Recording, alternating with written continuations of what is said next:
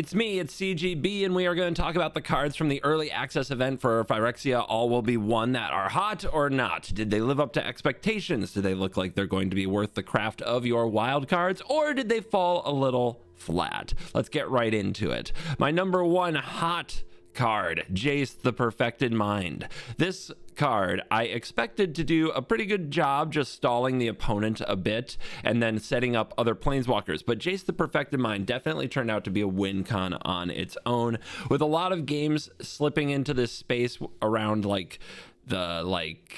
how many turn mark, I don't know, but about, you know how people draw through cards these days. Once you get your opponent down to about 40 cards in library, you start thinking about how you're going to line up your Jace win. You just get two Perfected Minds in your hand, you drop them both on the same turn for 8 or 7 mana, you mill them out completely. It was way more common, way easier to achieve than I even thought was possible. So Jace the Perfected Mind as a draw engine and a win con, and just as something to completely shut the opponent down. The -3/-0 is better than you think. It turns off things like Toxic. It turns off things like Underdog that would just keep coming back over and over if you killed it with a traditional removal spell. Like, just hitting something with a -3/-0 can shut down various cards in ways that you don't expect.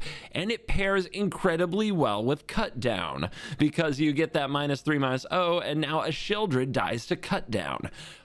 Okay, on top of that, it curves wonderfully into Depopulate or the Wandering Emperor. And the Wandering Emperor is awesome with Jace because they have to keep playing creatures and attack Jace. So they're drawn into attacking, which means that Wandering Emperor does its slice and dice thing. How often are opponents very able to sit back and play around your Wandering Emperor when they know what's going on? Pretty often. Farewell, of course, still great as it leaves the Planeswalker around. And then you have cards like Vraska, Betrayal Sting, and Kaya, Intangible Slayer, which round out a super friend shell that Jace is delighted to sit at the bottom of the curve for. Kaya in particular, I never beat it when it hit the battlefield, and nobody ever beat me when it hit the battlefield. And the only reason it's not like in its own category is because it definitely was a product of the support around her, but she's very good. And then the next thing that impressed the most, the thing that actually makes me a little scared, Venerated Rot Priest, the Simic infect pile. So this card was put into a lot of like toxic infect piles that were green and white, but it's not particularly great in those decks. It's definitely not the build around, but in Simic, a tempo type deck, it is very much the build around, and it is very frustrating and very hard to deal with this little bugger.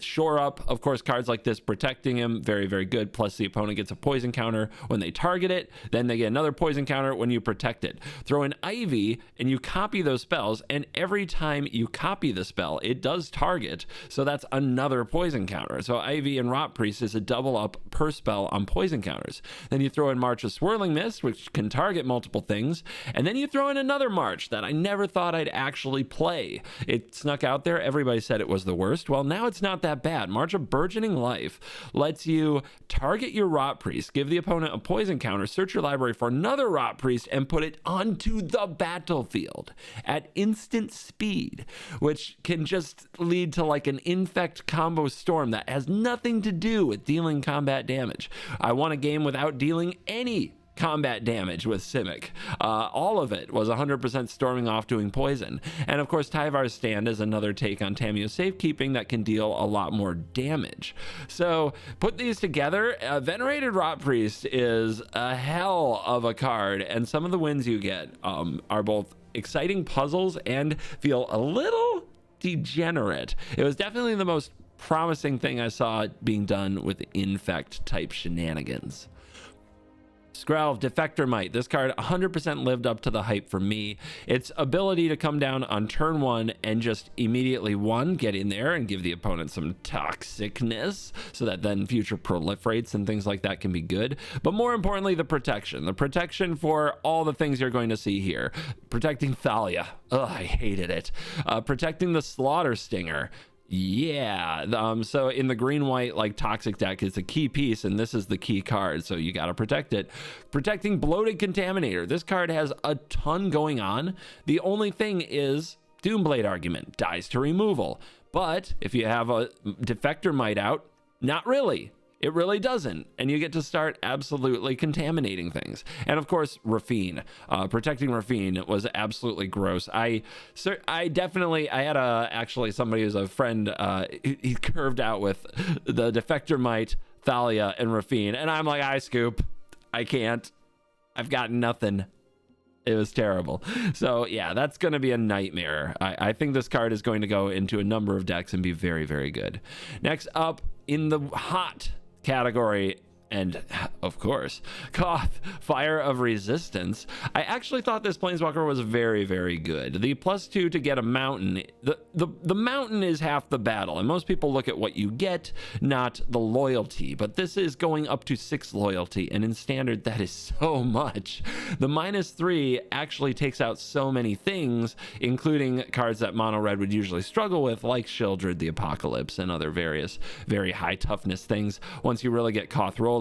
And the emblem is very achievable. It's a +2, and an emblem, and then every mountain you play is 4 damage to something.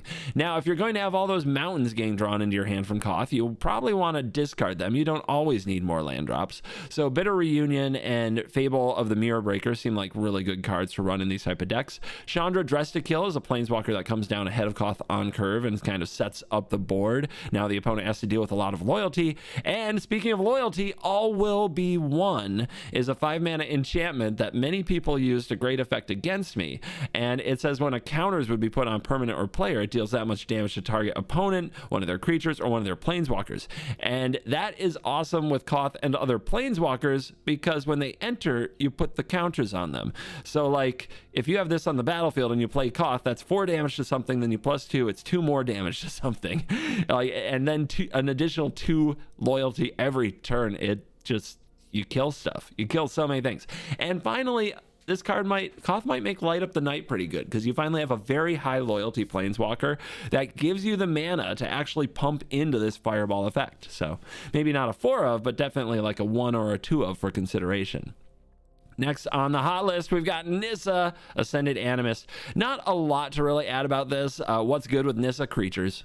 Play a bunch of creatures, especially Defiler of Vigor, but just play a bunch of creatures and then use the -7 and you break the board wide open. It was really nice to have people trying to accumulate a whole bunch of value only to get overrun by Nissa. And also on my hot list, Phyrexia Obliterator. I don't know how many times I played against this deck. I never played it, but everybody just, they woke up that day and they chose violence. They chose Phyrexian Obliterator and fight spells. Bushwhack, Tail Swipe, Prize Fight, all this stuff. Some of them were super flavorful and even threw in fight rigging with some Titans of Industry and things like that. But it was all about making the Obliterator fight your big thing so that you have to sacrifice all your permanents. Woo! Probably gonna have to play it at some point, because when you're playing mono green or mono red, you feel as helpless as you can possibly feel. Also, you have a ton of black pips in your deck. Just fall back on casting Invoke Despair if you can't do your fighty fight thing. And it was good. All right, the not so hot, we're moving into Elish Norn, Mother of Machines. This card maybe duplicated an ambitious farmhand trigger against me once.